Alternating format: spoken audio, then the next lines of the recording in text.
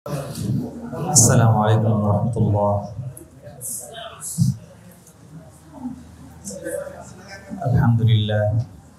الحمد لله نحمده ونستعينه ونستغفره ونؤمن به ونتوكل عليه ونعوذ بالله من شرور أنفسنا ومن سيئات أعمالنا.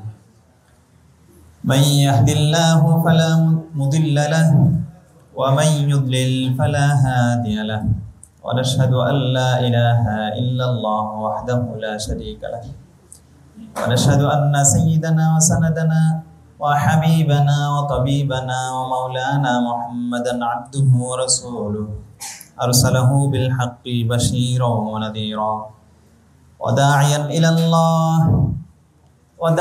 إلى الله بإذنه وسراجا منيرا. أما بعد فأعوذ بالله من الشيطان الرجيم. بسم الله الرحمن الرحيم. والصافات صفا فالزاجرات زجرا فالتاليات ذكرا. إن إلهكم لواحد رب السماوات والأرض وما بينهما ورب المشارق. إنا زينا السماء الدنيا بزينة الكواكب وحفظا من كل شيطان مارد. لا يسمعون إلى الملأ الأعلى ويقذفون من كل جانب.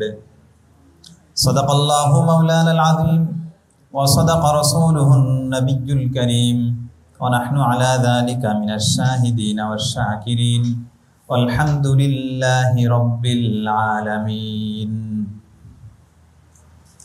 محترم মুকররম মুসল্লিয়ান ইকরাম, ব্রাদারান ইসলাম, পর্দার আড়ালের মা বোনেরা, দূর দূরান্ত থেকে আগত অতিথিবৃন্দ, শ্রোতাবৃন্দ, সবাইকেই শুভেচ্ছা এবং মোবারকবাদ জানিয়ে আজকের তাফসীরুল কোরআন মাহফিল শুরু করছি। শুরুতে মহান রব্বে কারীমের দরবারে লাখ কোটি শুকরিয়া। আল্লাহ রাব্বুল ইজ্জত বড়ই ভালোবেসে আপনাকে আমাকে তার পবিত্র ঘরে এসে 3 রাকাত সালাতুল মাগরিব আদায় করার তৌফিক দিয়েছেন যে আমাদের সাথে, এরপর তার কালামের মজলিসে বসার তৌফিক দিয়েছেন, তাফসীর মজলিসে। তো দিল থেকে, অন্তরের অন্তঃস্থল থেকে, অন্তরের গভীর থেকে আমরা সবাই বলি আলহামদুলিল্লাহ। প্রিয় ভাইরা, আজকে আমরা সূরা সাফফাতের তাফসীর শুরু করছি। এটা সূরা ইয়াসিনের পরের যে সূরাটি, এটাকে সূরা সাফফাত। আর সাফফাত এটা সফ থেকে সারিবদ্ধ। আল্লাহ তাআলা এখানে প্রথম 3টি আয়াতে ফেরেশতাদের শপথ করেছেন, ফেরেশতাদের 3টি গুণের কথা উল্লেখ করেছেন। আর সাফফাতি সাফফা, ওই সকল ফেরেশতাদের কসম, শপথ যারা সারিবদ্ধভাবে দাঁড়িয়ে থাকে। মানুষ, ফেরেশতা আর শয়তান, আল্লাহ সুবহানাহু ওয়া তাআলা 3টা প্রাণী, 3টা মাখলুকাত, বুদ্ধিমান প্রাণী বর্তমান ভাষায় বলা হয়।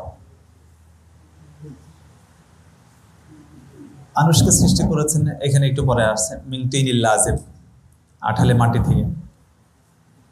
আর শয়তান, জিন্নাত সৃষ্টি করেছেন আগুন থেকে। আর ফেরেশতাদেরকে সৃষ্টি করেছেন নূর থেকে।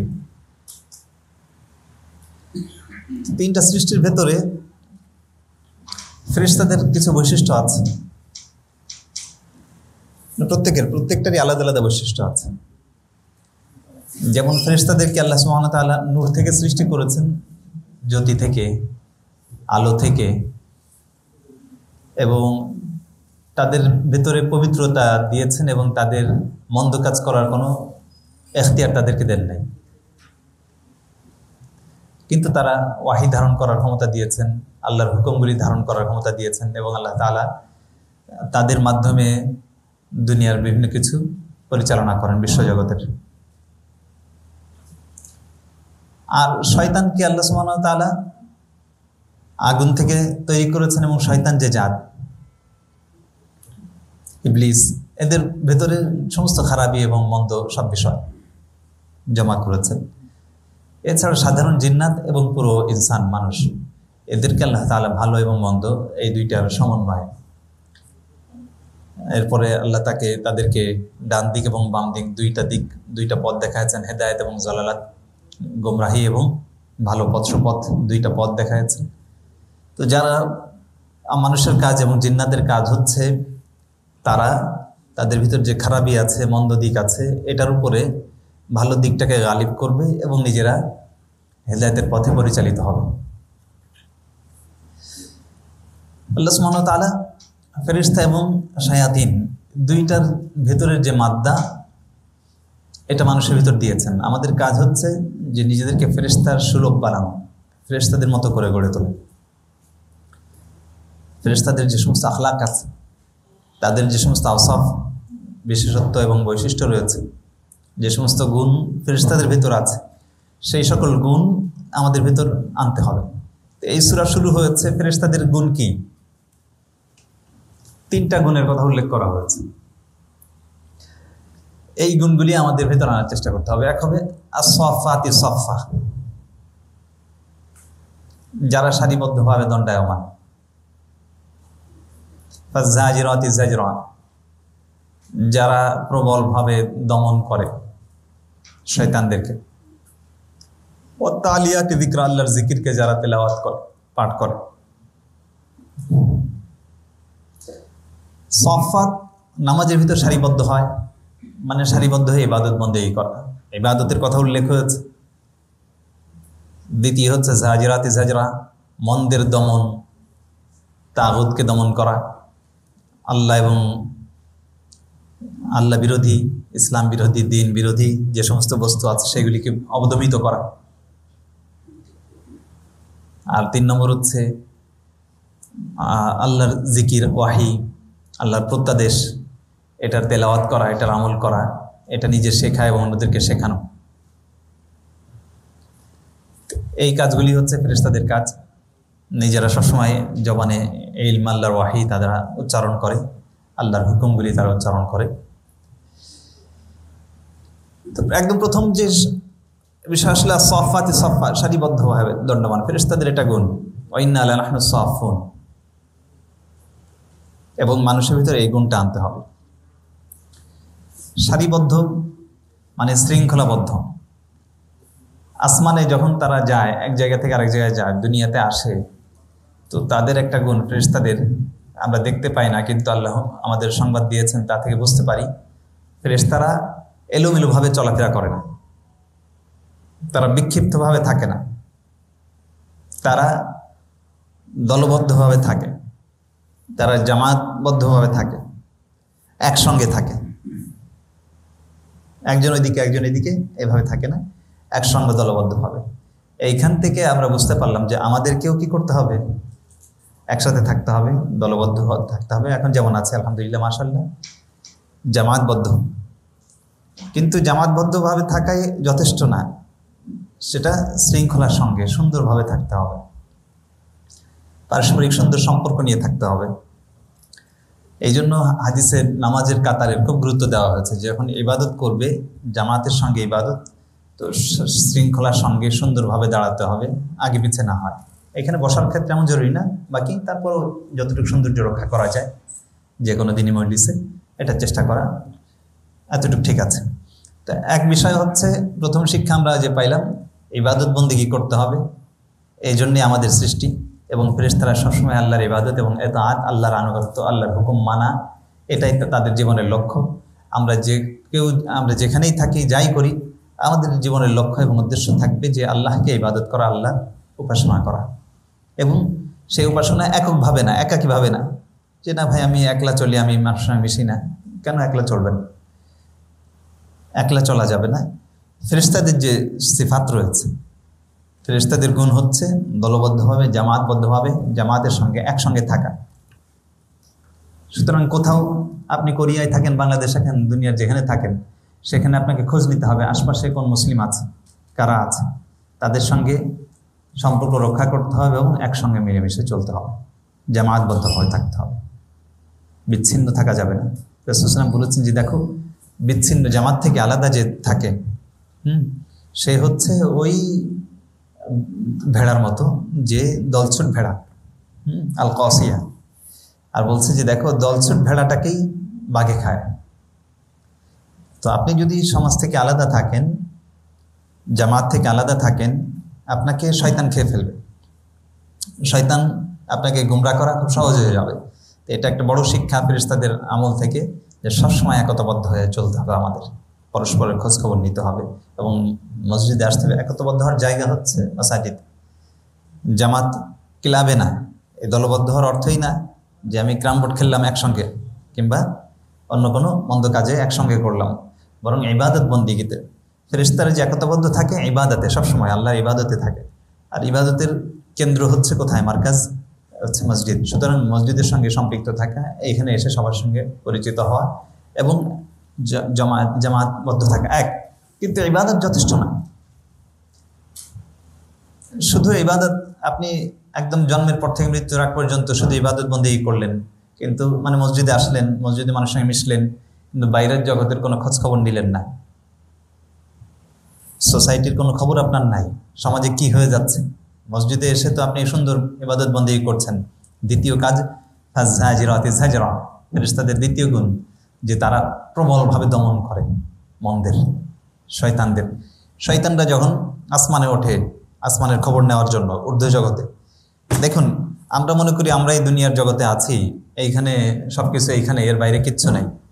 বাস্তবতা হচ্ছে আপনি যত উপরে উঠবেন তত আপনার জ্ঞান বাড়বে। বর্তমান দুনিয়ায় যারা পৃথিবীকে শাসন করছে, এরা আসমান তোই প্রথম আসমান দ্বিতীয় আসমান না, অন্তত এই বায়ুমণ্ডলের ভেতরে উপরে গিয়ে শাসন করতে পারছে যারা, এরাই দুনিয়াকে শাসন করছে। আপনি যত উপরে উঠবেন তত আপনি দেখবেন আল্লাহর সৃষ্টি এবং জ্ঞান বিজ্ঞানের অনেক কিছু আপনার সামনে উদ্ভাসিত হবে। যারা বর্তমান দুনিয়া শাসন করছে এরা উপরে যাচ্ছে আর নিত্য নতুন জ্ঞান তাদের হাসিল হচ্ছে, আর সেইগুলি দিয়ে স্যাটেলাইট সেট করে সারা পৃথিবীর তথ্য ওরা নিজেদের আওতায় আনছে। আপনি এইখান থেকে যেভাবে দেখতে পান, উপর থেকে আরো ভালোভাবে দেখা যায়, খুঁটিনাটি সবকিছু সামনে চলে আসে। তো শয়তানরা, জিন্নাতরা, এরা উপর থেকে ওই সংবাদ নেওয়ার জন্য এবং তাদের জ্ঞান হাসিল করার জন্য তারা উপরের দিকে উঠতে চায়। তো একটা সীমানা আছে, ওই সীমার উপরে উঠতে গেলে তখন আল্লাহর পক্ষ থেকে উল্কাপিণ্ড ঠিক করা আছে। ফেরেশতারা ওই উল্কাপিণ্ড ছড়ে, এটা বিজ্ঞান দ্বারাও সমর্থিত, যে বায়ুমণ্ডলের উপরে লক্ষ লক্ষ কোটি কোটি বিভিন্ন নক্ষত্রের চূর্ণ, আপনি নেটে যে সার্চ দেন দেখবেন যে উপরে কীভাবে ঘুরতেছে এগুলো। তো ওইটা ছেদ করে উপরে যেতে গেলে তখন সেই উল্কাপিণ্ডগুলো এসে আক্রমণ করে। এটা ফেরেশতারাই করে, আল্লাহ সুবহানাহু ওয়া তাআলা সেই সংবাদ দিচ্ছেন। এবং ফেরেশতাদের একটা বড় গুণ যে তারা এই তাগুতদেরকে, যারা আল্লাহ বিরোধী, ইসলাম বিরোধী, দিন বিরোধী, আল্লাহর কোরআন বিরোধী, হ্যাঁ, এদেরকে দমন করে। এখন উপরের দায়িত্ব ফেরেশতাদের। আপনার আমার দায়িত্ব যে আমাদের সমাজে যারা মন্দের ফেরি করে, যারা সমাজকে কলুষিত করতে চায়, নষ্ট করতে চায়, তো তাদেরকে দমন করতে হবে, তাদেরকে প্রতিহত করতে হবে। চুপ করে বসে থাকা যাবে না। অন্যায় যে সহে, মানে অন্যায় করাও যাবে না, জুলুম করাও যাবে না, জুলুম সহাও যাবে না। জুলুমকে প্রতিহত করা এবং মন্দ কাজগুলিকে প্রতিহত করা। আর কিছু হাদিসে কি আছে যে মান রাআ মিনকুম মুনকারান ফালইয়ুগাইয়িরহু বিয়াদিহি ফাইন লাম ইস্তাতি' ফাবিলিসানিহি ফাইন লাম ইস্তাতি' ফাবিকলবিহি ওয়া যালিকা যাফুল ঈমান। তোমাদের ভিতর কেউ যদি মন্দ কিছু হতে দেখে, গর্হিত কিছু হতে দেখে, হ্যাঁ, শরীয়ত বিরুদ্ধ কিছু দেখে, তাহলে সে যেন তার হাত দ্বারা প্রতিহত করে। আর হাত দ্বারা যদি সম্ভব না হয় তাহলে জবান দ্বারা প্রতিহত করে। আর সেটাও যদি সম্ভব না হয় তাহলে অন্তর দিয়ে সেটাকে যেন ঘৃণা করে। আর এটা হচ্ছে ঈমানের নিম্নতম স্তর। আপনি মন থেকেও যদি সেটাকে ঘৃণা না করেন, এটাকে অপছন্দ না করেন, তাহলে এরপরে আর ঈমানের কোনো স্থান নাই। রাসূল সাল্লাল্লাহু আলাইহি ওয়াসাল্লাম বলছেন, যেটা ইসলাম বিরুদ্ধ, যেটা শরীয়ত বিরুদ্ধ, যেটা আল্লাহর হুকুম লঙ্ঘন, স্পষ্টভাবে আপনার অবস্থান নিতে হবে যে আমি এর সাথে নাই, আমি নিজেকে মুক্ত ঘোষণা করছি। আপনি যদি বলছেন যেটা মন্দ, আল্লাহ রসুল যেটাকে নিষেধ করেছেন এমন কিছু, তো এটা সাথে সাথে অবস্থান নিজের নিয়ে নিতে হবে যে আমি এর সাথে নাই। ওয়াযালিকা দাহুল ঈমান ওয়া লাইসা বা'দাহু। আল্লাহ রাসূল সাল্লাল্লাহু আলাইহি ওয়াসাল্লাম বলছেন যে এরপর ঈমানের আর কোনো স্তর নাই, মানে এরপর আর কেউ মুমিন থাকতে পারে না। ফাত্তালিয়াতি যিকরা, তৃতীয় বিষয় হচ্ছে, তো এক হলো আপনি দুইটাই করলেন, একদিকে ইবাদত বন্দেগী করেন, আরেকদিকে সামাজিক কার্যক্রমে আছেন, মন্দ বিষয়গুলি আপনি কি করেন, প্রতিবাদ করেন, ঘৃণা করেন, এর সঙ্গে আপনি থাকেন না। এই দুইটা যথেষ্ট হবে না, ইবাদত এবং এই দ্বিতীয় যেটা দমন কিংবা প্রতিবাদ। তৃতীয় আরেকটা বিষয় লাগবে, যেটা এই দুইটার ক্ষেত্রেই সহায়ক হবে। তৃতীয় বিষয়, যার দ্বারা আপনার এই ইবাদতটাও অর্থবহ হবে, সুন্দর হবে, আপনার বাইরের সামাজিক কার্যক্রম এটাও ফলপ্রসূ হবে। শুধু চিৎকার করলেই দমন পীড়ন কিংবা অবদমিত করা যায় না, মন্দকে প্রতিহত করা যায় না। জোরে চিৎকার করলেই লাঠিসোঁটা নিয়ে গেলেই হয় না, এর জন্য হিকমা লাগে, এর জন্য ওয়াহির ইলম লাগে, এর জন্য কোরআনের জ্ঞান লাগবে। তাই ফেরেশতাদের তৃতীয় গুণ হচ্ছে এটা, ফাত্তালিয়াতি যিকরা, যারা জিক্রকে তেলাওয়াত করে। দুইটা বিষয়, মানে জিক্র হচ্ছে আল্লাহর ওয়াহি, যে ওয়াহিটা তার মুখে, কোরআন এটা জিক্র, এটার তেলাওয়াত এটাকে বহন করে নিয়ে যায়, তারা নিজের মুখে তেলাওয়াত করে এবং নবীদের কাছে তারা এটা বহন করে নিয়ে যায়, নবীদের কাছে দেয়। তো এইখান থেকে শিক্ষা যে আল্লাহর কালাম তেলাওয়াত করতে হবে, জিকির আজকার আমাদের জবানে থাকতে হবে এবং অন্যদের কাছে পৌঁছাতে হবে। এই তালিম এবং তাল্লুম বলে, নিজেরা শেখা এবং অন্যদেরকে শেখানো, নিজেরা জানা, অন্যদের কাছে এই দাওয়াত পৌঁছে দেওয়া, এটা ধারাবাহিক চলমান প্রক্রিয়া, এটা চলতে থাকবে মৃত্যুর আগ পর্যন্ত। কিছু কিছু প্রতিদিন প্রতিনিয়ত আমাদের কিছু শিখতে হবে এবং সেটাকে অন্য জায়গায় পৌঁছে দিতে হবে। তালিম তাল্লুম, এই শিক্ষার আদান প্রদান, জ্ঞানের চর্চা, ইলমের চর্চা, ওয়াহির চর্চা, এটা আপনার নিজের অন্তরকে আলোকিত করবে এবং আপনাকে হিকমা শিক্ষা দিবে এবং আপনি দুনিয়াতে কিভাবে কাজ করবেন এসব কিছুর পথ আপনার সামনে স্পষ্ট করবে। আপনার ইবাদত, আপনার সালাত, আপনার সিয়াম, আপনার এই সাধনা, আপনার হজ, এগুলি যেমন সুন্দর হবে, অর্থবহ হবে এর দ্বারা, তেমনিভাবে আপনার সামাজিক কার্যক্রম এটিও জানদার হবে। আর ইলমের চর্চা ছাড়া, ওয়াহির চর্চা ছাড়া, জিক্র ছাড়া, হ্যাঁ, আপনি অনেক কাজ করবেন কিন্তু শেষমেশ ফলাফল শূন্য। অনেক সামাজিক সংগঠন আছে, অনেক কিছু করে, কিন্তু শেষমেশ আসলে কোনো ফলাফল নাই। তো এই তরতিবটা যেটা এইখানে ছোট্ট 3টি আয়াতে, এই সূরাটা 183টি আয়াত আছে, ছোট ছোট আয়াত, মক্কি জিন্দেগির, মক্কার সময়ের। এটা একটা শিক্ষণীয়। মক্কায় যখন ইসলামের সূচনা হয় তখন যে সমস্ত সূরা নাজিল হয়, এই ছোট ছোট ছন্দবদ্ধ, ছোট্ট, এবং সেটা কথা খুব স্পষ্ট, এখানে জটিল কিচ্ছুই থাকে না এবং কোনো বিধানও নাই, শুধুমাত্র মৌলিক চিন্তা চেতনা এবং আকীদার নির্মাণ। আমরা কোরিয়ার মতো জায়গায় আছি, এখানে যারা কোরিয়ান ভাষা জানেন, অমুসলিমদেরকে দিনের দাওয়াত দিবেন বা পৃথিবীর যে কোনো জায়গায়, এটা একটা মনোনীতি। কথা বলতে হবে সংক্ষিপ্ত, ছোট ছোট বাক্যে এবং স্পষ্টভাবে, এবং গভীর এবং জটিল বিষয় নয়, বরং মৌলিক এবং সাধারণ বিষয়গুলিকে উপস্থাপন করতে হবে। মক্কি জিন্দেগিতে, মক্কায় নাজিল হয়েছে এই সূরা, আর কত সংক্ষেপে। ওয়াস-সাফাতি সফা একটা আয়াত, ফাজ-জাজিরাতি জাজরা আরেকটা আয়াত, ফাত্তালিয়াতি যিকরা।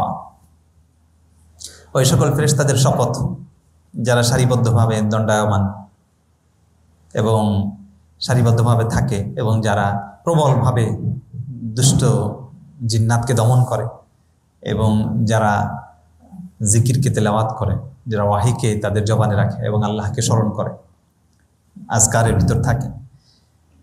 ফেরেশতাদের কসম খেয়ে আল্লাহ তাআলা কি বলছেন এবং কেন ফেরেশতাদের কসম? ফেরেশতাদের শক্তি, এটা প্রাচীন জাহিলি সমাজেও এটা সুপ্রতিষ্ঠিত যে তারা জিন্নাতদেরকে উপরে তাড়ায়। এই জন্য ফেরেশতাদেরকে মানুষ যখন কোনো একটা শক্তিমত্তা দেখে কোথাও, তো সেটার পূজা শুরু করে। শক্তির কাছে মানুষ অসহায় হয়ে যায়, সেটার নত হয় এবং সেখানে পূজা করে।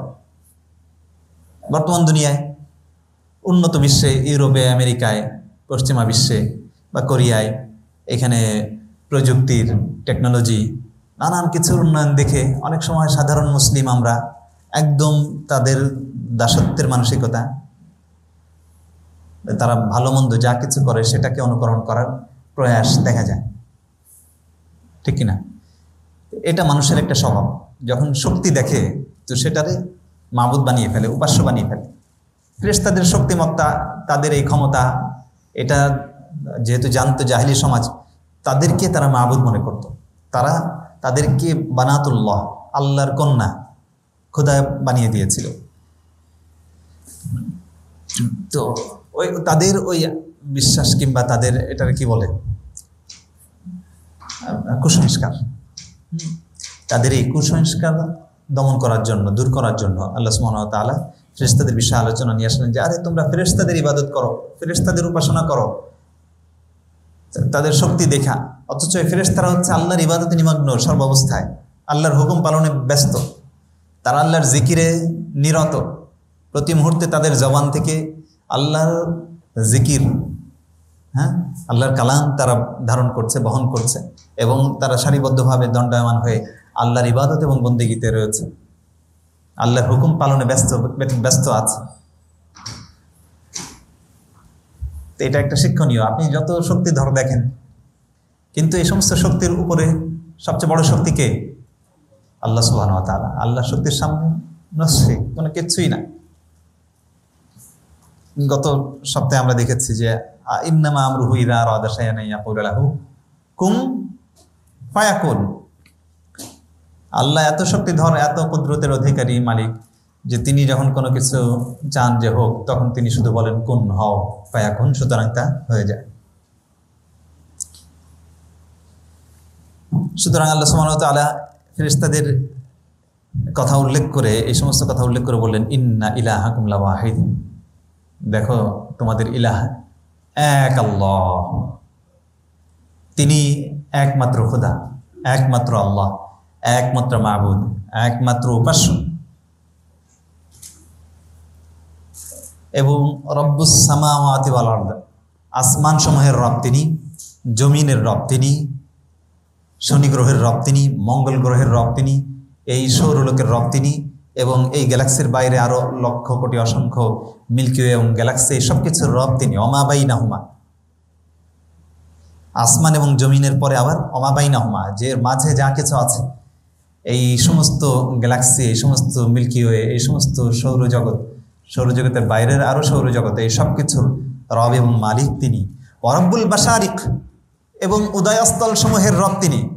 সূর্য প্রতিদিন কত জায়গা থেকে, এক একদিন এক এক জায়গা থেকে উদিত হয়, 365 দিন 365 জায়গা থেকে উদিত হয়। তো সূর্য এই উদয়াচলের সমূহের রব এবং মালিক, প্রভু তিনি, মাবুদ তিনি। এটা আল্লাহর তাওহীদের, একত্ববাদের, আল্লাহ যে এক খোদা, আর কেউ উপাসনার উপযুক্ত না, এটা সপক্ষে দলিল। আর কাকে আপনি মানবেন, আর কার অনুসরণ করবেন?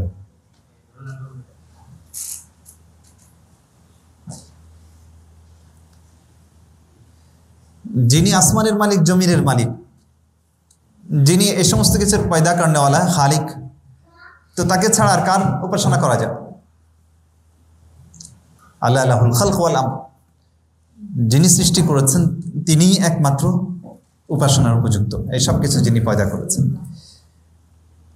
এটা আল্লাহর তাওহীদের দলিল দেওয়া হলো আল্লাহর। এরপর আল্লাহ বলছেন ইন্না যায়্যানা সামা দুনিয়া, এই বাচ্চা কাছে রাখেন না, হ্যাঁ, ইন্না যায়্যানা সামা দুনিয়া বিজিনাতিল কাওয়াকিব। আল্লাহর কুদরতের কিছু নিদর্শন আল্লাহ বলছেন যে দেখো, প্রথম আকাশকে আমি নক্ষত্রের সৌন্দর্য দ্বারা শোভামণ্ডিত করেছি। ওয়াহিদাম মিন কুল্লি শাইতানিম মারিদ, এবং সমস্ত দুষ্ট, অবাধ্য, বিদ্রোহী শয়তান থেকে আমি সুরক্ষিত করেছি, সুরক্ষিত করার জন্য সুরক্ষিত করেছি। লা ইয়াসমাউনা ইলাল মালাইল আ'লা, আল্লাহ একটা সীমা দিয়ে দিয়েছেন যে এর উপরে আর কেউ যাইতে পারে না। ঊর্ধ্ব জগতে কি হচ্ছে, কি ঘটছে, এগুলি তারা জানতেই পারে না। আর যদি কেউ জানতে চায়, কত দূর যাবে বিজ্ঞানীরা? ওয়াইখযাফুনা মিন কুল্লি জানিব, সমস্ত দিক থেকে তাদেরকে প্রতিহত করা হবে, নিক্ষেপ করা হবে, ছুড়ে ফেলা হবে, দুহুরা, তাড়িয়ে দেওয়া হবে। ওয়ালাহুম আযাবুন ওয়াসিব, এবং স্থায়ী পানিশমেন্ট রয়েছে তাদের জন্য।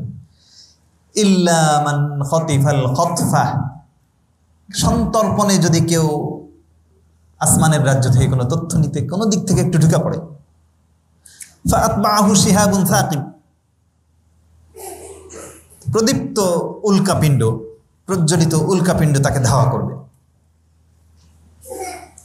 এ হচ্ছে আসমানের রাজ্যে যাওয়া, পৃথিবীর সীমানা ছাড়িয়ে যাওয়ার ক্ষেত্রে, মানে একটা সীমানা বায়ুমণ্ডলের উপরে কিংবা নির্দিষ্ট সীমানার পরে কি অবস্থা হবে। এই বাচ্চাকে সঙ্গে রাখেন বা বাইরে মায়ের কাছে দিয়ে আসেন, যান।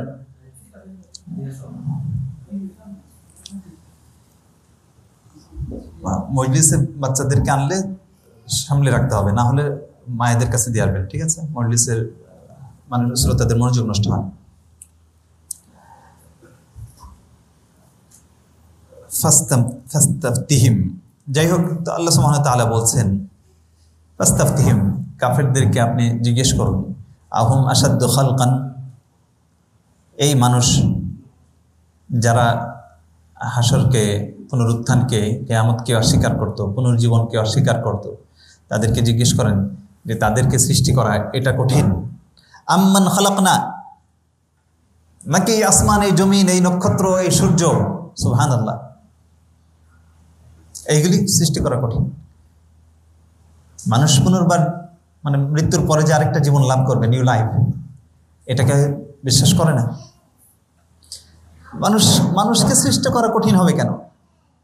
আল্লাহ বলছেন ইন্না খালাকনাহুম মিন তিনিল লাযিম, আমি তো মানুষকে সৃষ্টি করেছি সামান্য এঁঠেল মাটি থেকে, আঠাইল মাটি থেকে।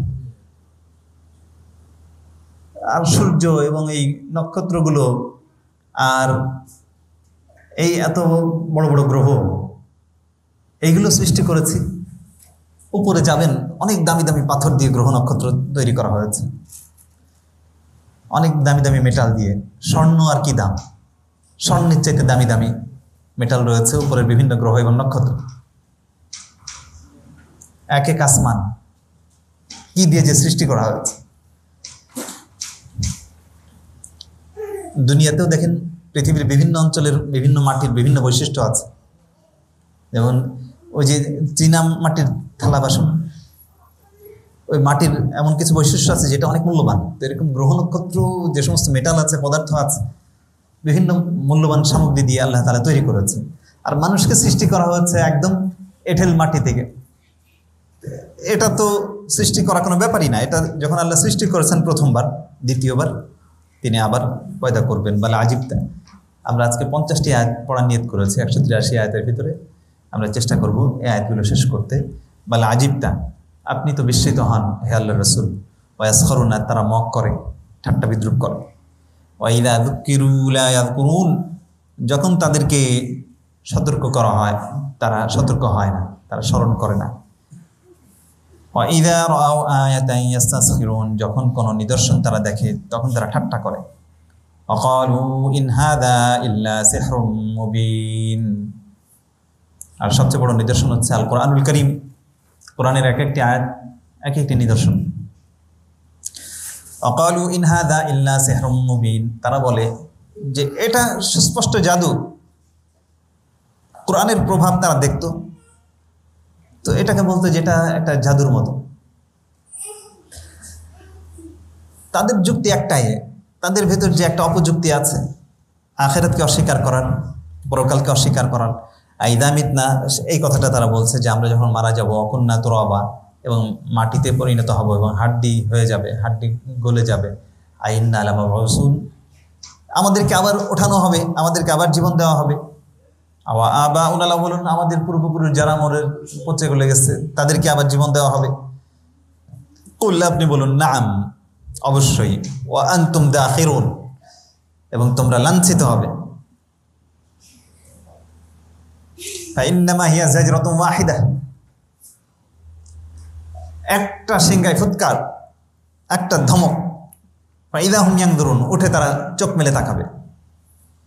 অকালু, আর তারা বলবে ইয়া ওয়াইলানা হাদা ইয়াউমুদ্দিন, হায় আমাদের ধ্বংস। এটা হচ্ছে ডে অফ রিজারেকশন, আজকে কিয়ামতের দিন। হাদা ইয়াউমুল ফাসল, এই সেই বিচারের দিন আল্লাযী কুনতুম বিহি তুকাযযিবুন, যেদিনকে তোমরা অস্বীকার করতে। উহশুরুল লাযীনা যালামু ওয়া আযওয়াজাহুম, আল্লাহ বলবেন যে এদেরকে জমায়েত করো, গ্যাদার দেম, এবং তাদের সঙ্গীদেরকে। ওমা কানু ইয়াবুদুন, এবং যে সমস্ত বস্তুর ইবাদত উপাসনা তারা করত, যে সমস্ত মূর্তির কিংবা যে সমস্ত বস্তুর, মূর্তিই না, অনেকে অনেক কিছুর ইবাদত করে, মিন দুনিল্লাহ, আল্লাহকে ছাড়া যেসব বিষয়ের ইবাদত তারা করত, এই তাদের সবাইকে জমায়েত করা হবে। মানে তাদের প্রত্যেক ব্যক্তিকে তাদের সঙ্গী সাথী। এক ভাই এখানে একদিন তালিমে বসেছেন, এসব তালিম হয়, তো একটা হাদিস পড়লাম যে আলমার ওমান মামান আহাব্বা। হ্যাঁ, এক বেদুইন এসেছে, আল্লাহ রসুলকে জিজ্ঞেস করছে, ইয়া রাসূলুল্লাহ মাতা সাআ, কিয়ামত কবে হবে? তো বললেন মা আ'দাত্তা লাহা, কিয়ামতের জন্য তুমি কি প্রস্তুতি নিয়েছো? তো বললেন মা আ'দাত্তু লাহা কাসীরি সালাতিন ওয়ালা সিয়ামিন ওয়ালাকিন্নী উহিব্বুল্লাহ ওয়া রাসূলাহু। হে আল্লাহ রসুল, আমি তো খুব বেশি নামাজ রোজা কিছুই প্রস্তুতি নিতে পারি নাই, মানে ফরজ নামাজ রোজা করেন, নওয়াফিল কিচ্ছু করি না, কিন্তু আমি আল্লাহ এবং আল্লাহ রসুলকে মহব্বত করি। তো রাসূল বললেন আলমারউ মা মান আহাব, যে যাকে ভালোবাসবে, যার মহব্বত, যার অন্তরের মনের টান যেদিকে থাকবে, তার হাসর তার সঙ্গেই হবে। সুতরাং আপনার চলাফেরা, আপনার ভালোবাসা, আপনার টান, আপনার চলাফেরা যাদের সঙ্গে হবে, সেখানে জমায়েত করা হবে একসঙ্গে সেখানে। এই লোক, ওই ভাই, এটা কয়েকদিন পরে এসে বলছে আমি এটা মানতে পারতেছি না, হ্যাঁ আমি এটা মানি না। মানে আমি যাদের সঙ্গে চলি তাদের সঙ্গে আমি হাসর হবে না, হোক, এটা চাই না। কেন? কারণ আমি যে সমস্ত মানুষের সঙ্গেই করি এরা খুবই জঘন্য মানুষ। দুনিয়াতে আছি, একসঙ্গে চলি, ঠিক আছে, আড্ডা টাড্ডা দিই, কিন্তু হাসরের ময়দানে তাদের সঙ্গে আমি উঠব, এটা কেমন?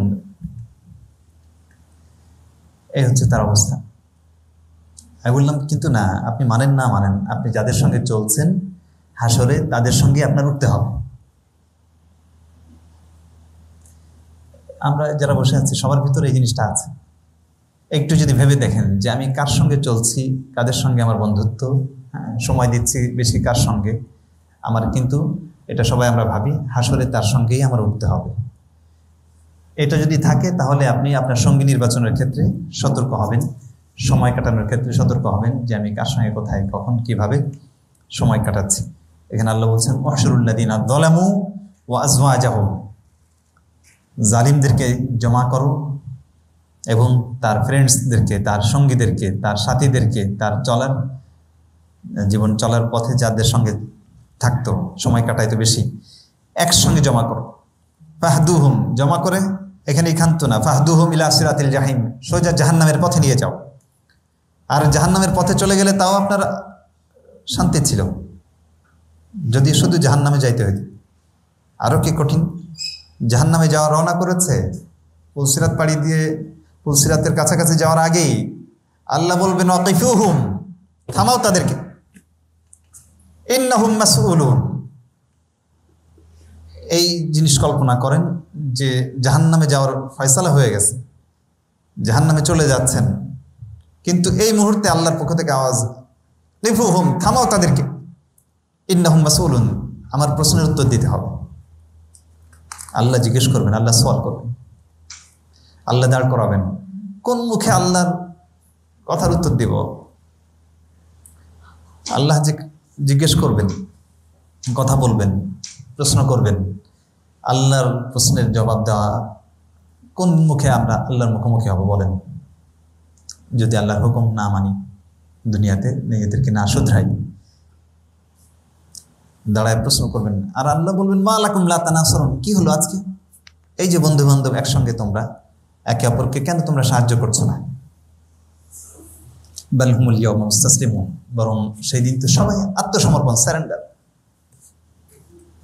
ওয়া আকবালা বা'দুহুম আলা বা'দিন ইয়াতাসালুন, জাহান্নামে চলে গেছে, তখন একে অপরকে জিজ্ঞেস করবে। যারা নিচু শ্রেণীর সমাজের সাধারণ মানুষ। ক্বালু ইন্নাকুম কুনতুম তা'তুনা আনিল ইয়ামিন, তারা নেতৃস্থানীয় লোকদেরকে বলবে, যাদের ধোকায় পড়ে তারা মন্দ পথে গেছিল, যে তোমরা খুব শক্তির সাথে আমাদের কাছে আসতে। ক্বালু বাল লাম তাকুনু মুমিনিন, তোমাদের পাল্লায় পড়ে আমরা ইসলাম থেকে দূরে সরেছি। তো তারা বলবে যে না, তোমরা নিজেরাই বিশ্বাসী ছিলে না। ওমা কানা লানা আলাইকুম মিন সুলতান, আমাদের কোনো পাওয়ার ছিল না তোমাদের উপরে। বাল কুনতুম কওমান তাগিন, তোমরা নিজেরাই পথভ্রষ্ট ছিলে। ফা হাক্কা আলাইনা কাউলু রাব্বিনা, আমাদের উপর আমাদের রবের কথা, আযাবের কথা অবধারিত হয়ে গেছে। ইন্না লাযায়িকুন, আমরা সবাই এখন আস্বাদন করব। আগাওয়াইনাকুম ইন্না কুন্না গাওয়িন, আমরা তোমাদেরকে বিভ্রান্ত করেছি, কিন্তু আমরা নিজেরাও বিভ্রান্ত ছিলাম। ফা ইন্নাহুম ইয়াওমাইযিন ফিল আযাবি মুশতারিকুন, আযাবে তারা শেয়ারিং, আযাব শেয়ার করে নেবে, সকলেই শরীক থাকবে। ইন্না কাযালিকা নাফআলু বিল মুজরিমিন, মুজরিমদের সঙ্গে, অপরাধীদের সঙ্গে, ক্রিমিনালদের সঙ্গে এমনই আচরণ করব আমি। ইন্নাহুম কানু ইযা কিলা লাহুম লা ইলাহা ইল্লাল্লাহ, তাদেরকে যখন বলা হইতো আল্লাহ ছাড়া কোনো ইলাহ নাই, আল্লাহর ইবাদত করো, ইস্তাকবিরুন, অহংকার করত, দম্ভ করত। ওয়া ইয়াকুলুন, আর তারা বলতো ইন্না লা তারিকু আলিহাতিনা, আমরা আমাদের মাবুদদের ত্যাগ করব, আমাদের উপাস্য। প্রত্যেকে যার যার মতো এক একটা উপাস্য বানিয়ে নিয়েছে। লিশাইরিন মাজনুন বাল জা বিল হক, আল্লাহ রাসূলকে মক্কার কুরাইশরা শায়ের, কবি বলতো। আর এখন আমরা কি বলি, কবি বলা তাও তো একটা মূল্যায়ন। কোরআনকে কাব্য, মানে কোরআন তো দেখতো, পড়তো, শুনতো, আর এখন তো পরিত্যক্ত।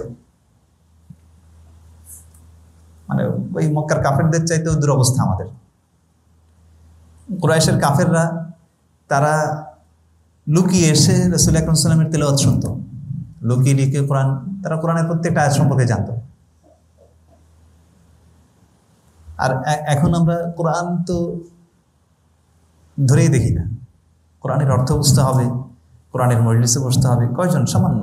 আনসানে 1000 মানুষ আছে, বাঙালি আছে 1000, মুসলিম আছে 20 থেকে 30 হাজার মুসলিম আনসান।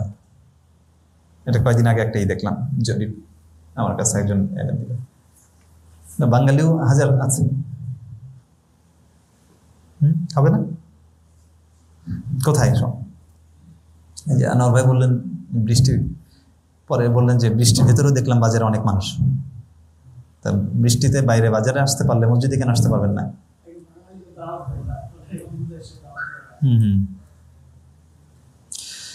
যাই হোক, বাল জা বিল হক ওয়া সাদ্দাকাল মুরসালিন, মুহাম্মদ সাল্লাল্লাহু আলাইহি ওয়াসাল্লাম তিনি তো সত্য এনেছেন এবং সমস্ত রাসূলদেরকে সত্যায়ন করেছেন।